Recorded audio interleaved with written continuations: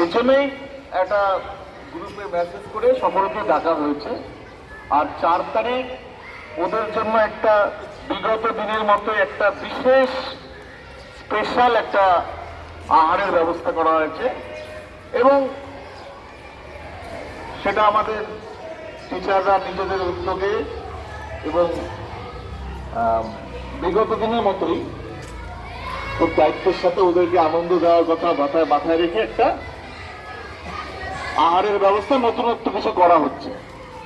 তো বিশেষ যেহেতু আহার, আমরা চাই প্রত্যেকটি ছাত্র যেন সেদিন উপস্থিত থাকে, কেন ওদের উদ্দেশ্য সেগুলো করা, তাই তো?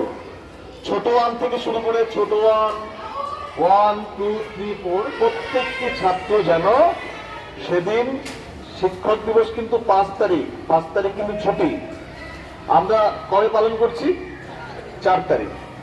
4 তারিখ ওরা, এবার কথা হচ্ছে 4 তারিখ ওদের ওই সকাল 6:30 7টায় আসার দরকার নেই, ওরা 7:30টার সময় আসুক, ঠিক আছে?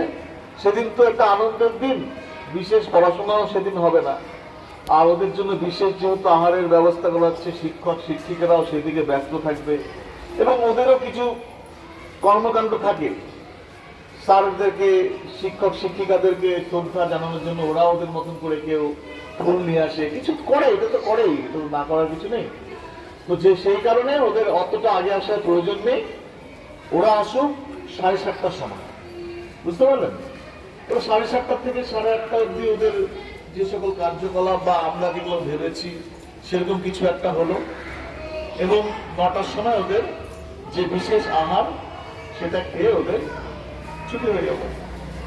তাহলে 4 তারিখ উদযাপন করা হচ্ছে, 5 তারিখ কিন্তু ছুটি, মনে থাকে যেন। এইবার কথা হচ্ছে 8 তারিখ থেকে উচ্চ মাধ্যমিক শুরু হচ্ছে, শুধু উচ্চ মাধ্যমিক নয়, ক্লাস 11 এর পরীক্ষা 8 তারিখ থেকে শুরু হচ্ছে। 8 থেকে 22